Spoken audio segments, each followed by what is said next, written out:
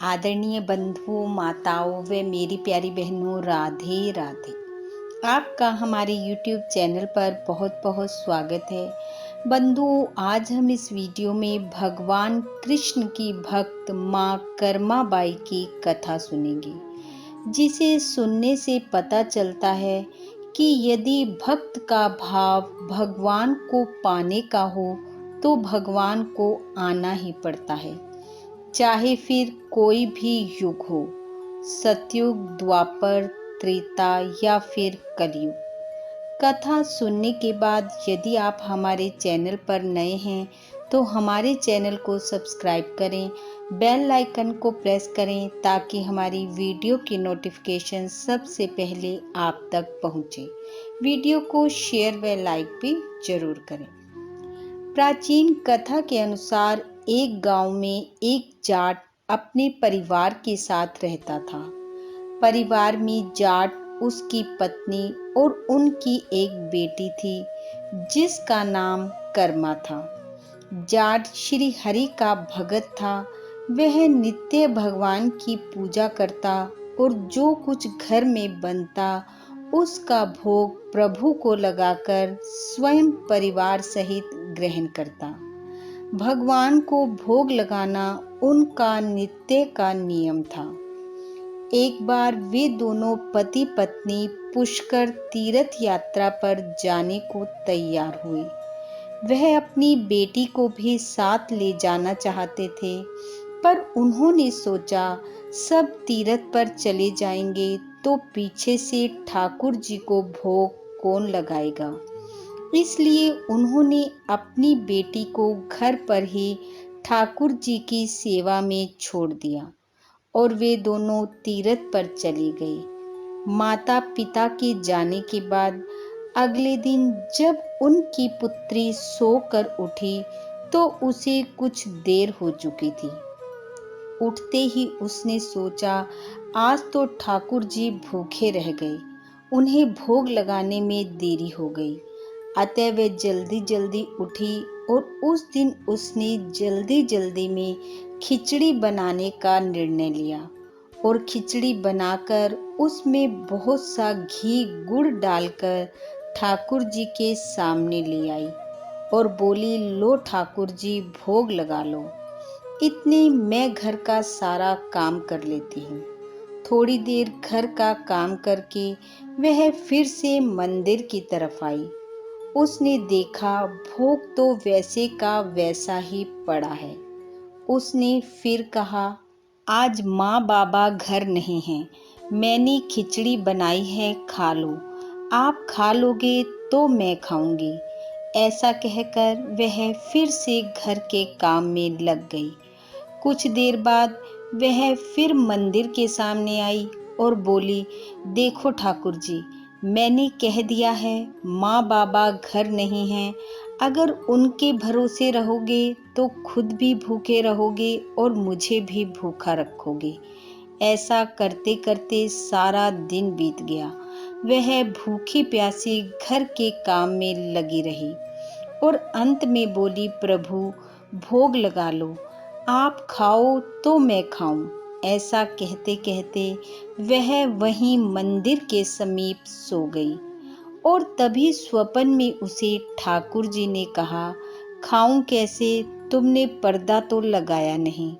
यह सुनते ही यकायक वह नींद से उठी और स्वप्न को याद कर उसने शीघ्रता से मंदिर का पर्दा लगा दिया और कुछ समय बाद जब पर्दा हटाकर देखा तो खिचड़ी का भोग समाप्त हो चुका था। वह बोली, ठाकुर जी, इतनी सी बात थी तो पहले बता देते। सारा दिन हो गया, मैं भी भूखी रही और आप भी। उस दिन से उसका रोज का नियम हो गया। वह खिचड़ी बनाती और ठाकुर जी आकर खा जाते। कुछ दिनों बाद जब जाट और जाटनी अपने घर लौटे तो अपनी पुत्री को खुश देख बड़े खुश हुए। जाट ने अपनी बेटी से पूछा, सब ठीक है ना? ठाकुर जी की सेवा अच्छे से की ना? रोज भोग लगाया ना? बेटी ने पिता को सारी बात बता दी। कि वह रोज भोग में खिचड़ी बनाती है, घी गुड़ डालकर भगवान को देती है। ठाकुर जी अच्छे से खाकर जाते हैं। बेटी की बात सुनकर जाट ने सोचा बच्ची है इसलिए ऐसी बातें कर रही है। जब जाटनी घर की रसोई में गई तो देखा रसोई में जो गुड़ का बड़ा बर्तन भरा था वह खत्म होने को है। उसने बेटी से पूछा गुड़ कहाँ गया? वह बोली अभी तो बताया कि ठाकुर जी को खिचड़ी में डाल कर देती हूँ। अब माँ बाबा सोचने लगे कि ये बावली हो गई है।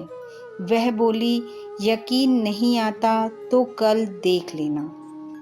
अगले दिन उसने फिर से खिचड़ी बनाई, घी गुड़ डाला और ठाकुर जी के आगे रखकर पर्दा लगा दिया और बोली ठाकुर जी खिचड़ी खा लो, नहीं तो माँ बाबा समझेंगे सारा गुड़ मैं ही खा गई। जाट जाटनी ये सब देख रहे थे।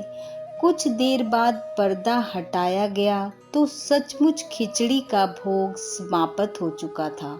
यह दृश्य देखकर वह दोनों हैरान रह गए। भक्ति भाव से उनकी आंखों से अश्रुओं की धारा बह चली। वह ऐसी बेटी पाकर धन्य हो चुके थे। इस प्रकार वह ठाकुर जी की सेवा करती रही और दिन प्रतिदिन उसका लगाव प्रभु की तरफ बढ़ता गया।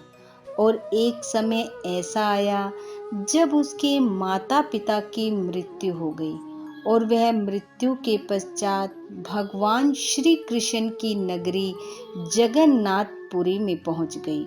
वहां भी वह रोज खिचड़ी बनाती और खिचड़ी का भोग भगवान को लगाती, साधु संतों की सेवा करती और प्रभु भजन में अपना समय बिताती।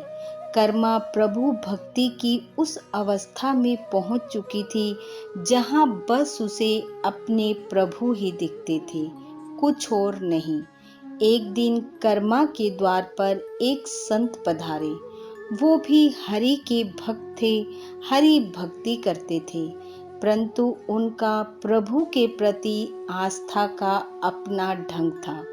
एक सुबह संत ने देखा कर्मा उठी, ना उसने स्नान किया न चूल्हा चौका साफ किया और खिचड़ी का भोग बनाने लगी। संत ने कर्मा को टोका, ये भोग बनाने का सही ढंग नहीं है। पहले उठो, स्नान करो, चूल्हा चौका साफ करो, फिर प्रसाद बनाओ। ऐसा बना प्रसाद ही पवित्र होता है। कर्मा ने कहा हे साधु महाराज, मैं ठहरी सीधी सादी, मुझे इन बातों का पता नहीं, परंतु कल से ऐसे ही भोग बनाऊंगी जैसा आपने कहा। अब अगले दिन कर्मा उठी और लग गई स्नान में। भोग बनाने में देरी हो गई। ठाकुर जी पहुंच गए रोज की तरह अपनी खिचड़ी का भोग लेने। जाकर द्वार पर आवाज लगाई, माँ भोग दो। पर कर्मा स्नान कर रही थी। भगवान को उत्तर न मिला और वह लौट गए। कुछ देर बाद वे फिर से आए और बोले, माँ मेरा खिचड़ी का भोग दो। द्वार पर खड़े भगवान भक्त को आवाज दे रहे हैं, जल्दी कर माँ, जल्दी कर। उस दिन कर्मा ने जल्दी जल्दी खिचड़ी बना भगवान को खिलाई। खिचड़ी खिलाने लगी तो इतनी देर में ही जगन्नाथ जी के दोपहर के भोजन का समय हो गया और मंदिर से घंटियों की आवाज आने लगी। अब भगवान ने कुछ खिचड़ी खाई और कुछ छोड़ी और भागे मंदिर की तरफ। जल्दी जल्दी में मुख पर चावल का दाना लगा रह गया। मंदिर में जब पुजारी जी जगन्नाथ जी को भोग लगाने लगे तो देखा उनके मुख पर तो पहले से ही चावल लगा हुआ है। पुजारी जी तो पड़ गए प्रभु के चरणों में और पूछने लगे, हे प्रभु, ये कहाँ से खाकर आए, बताओ। जब पुजारी जी द्वारा बार बार प्रार्थना की गई तब श्री जगन्नाथ जी ने कहा कि मेरी एक भक्त कर्मा मुझे रोज खिचड़ी का भोग लगाती है, बचपन से लगाती है और मैं रोज उसका भोग खाने जाता हूँ। लेकिन आज एक संत ने जाकर उसे कह दिया कि तुम्हारी प्रसाद बनाने की पद्धति सही नहीं है, और आज वह उन संत द्वारा बताई पद्धति से प्रसाद बनाने में लग गई और मुझे भोग खाने में देरी हो गई। भगवान बोले, मेरी अनेक उपासना की विधियां हैं, इस रहस्य को जाने बिना जो उपासक की श्रद्धा को खंडित करता है वह अन्याय करता है। यह सुन संत शीघ्र ही कर्माबाई के द्वार पर पहुंचे और जाकर क्षमा याचना करते हुए बोले कि मुझे क्षमा करें, मुझसे अपराध हो गया। आप अपनी विधि से ही खिचड़ी बनाएं और भगवान को भोग लगाएं, क्योंकि उनकी विधि ही सर्वश्रेष्ठ है। इस प्रकार जब तक कर्माबाई जी जीवित रही, भगवान को भोग लगाती रही और भगवान भोग ग्रहण करते रहे। इस प्रकार बंधुओं, जो श्री हरि को पूर्ण भक्ति भाव, प्रेम व श्रद्धा से भजता है, भगवान उसके पास अवश्य आते हैं। भगवान श्री हरि की कृपा आप सब पर सदैव बरसती रहे। इन्हीं शुभकामनाओं के साथ आप सबका बहुत बहुत धन्यवाद। राधे राधे।